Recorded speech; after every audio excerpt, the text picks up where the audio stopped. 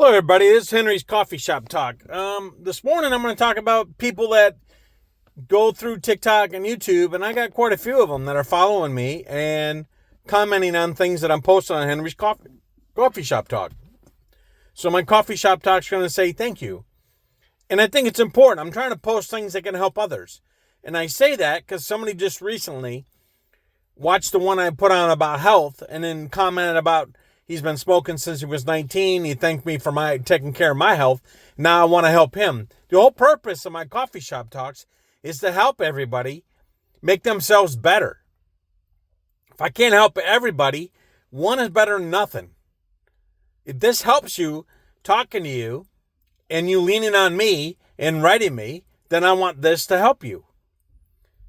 And the individual is a smoker. Smoking's tough. I grew up with two parents that smoked. My dad, luckily, when I was younger, probably around 8, he stopped smoking.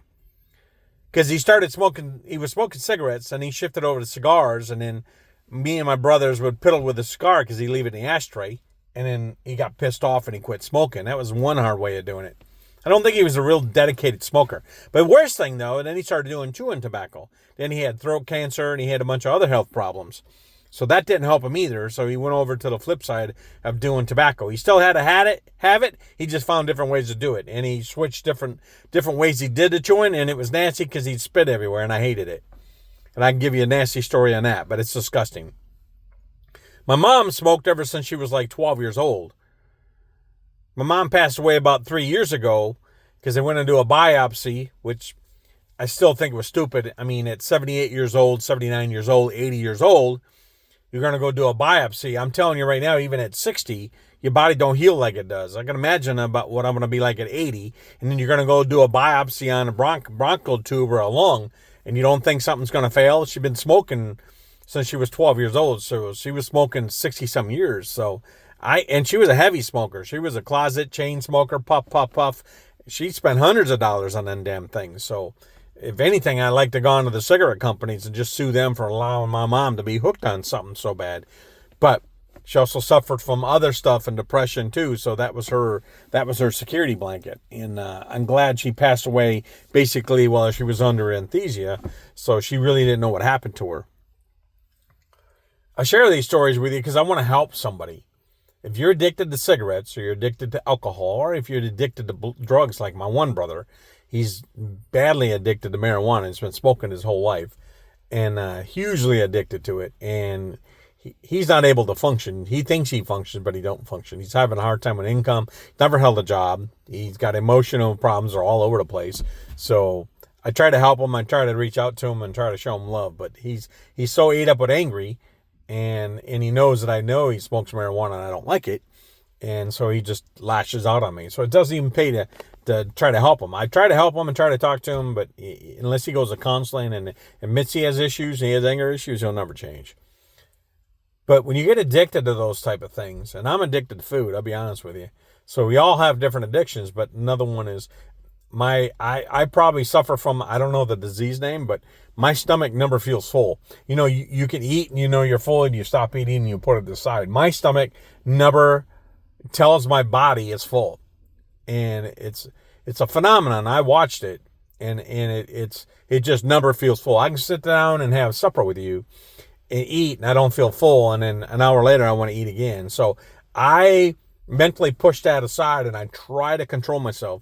My wife spends a lot of energy in trying to help me not gorge into food. It's just, I can't help it. I have a cup of coffee, I'll drink, I'll feel full for about 5 minutes and then it vaporizes. It was that whole problem when I was a kid. I was a huge eater and people were like, hey, do you want more? Do you want more? Do you want more? And I don't know if it's psychological, but I try to control it.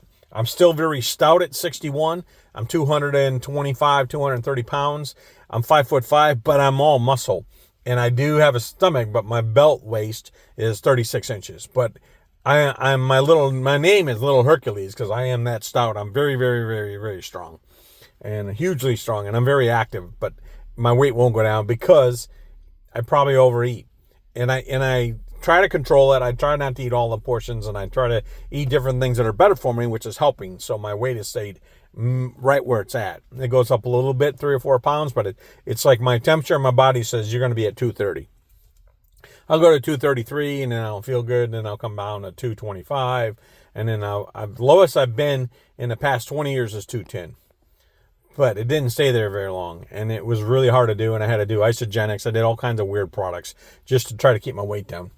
So I understand addiction, and I understand problems with addicted to something, especially like cigarettes. So the individual talked about his cigarettes. You can do this. So you do your cigarettes, you just do one at a time. I always told smokers, you come off them one at a time, and then you find alternatives, and then you switch over to the alternative. You still do your cigarette, then you do an alternative.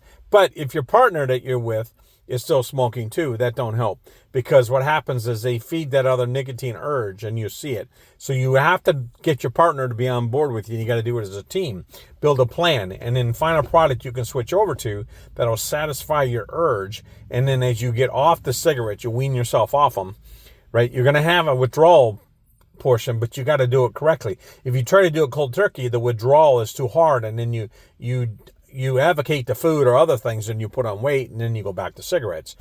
But realistically, the nicotine is what's keeping your weight off, because it curbs your appetite.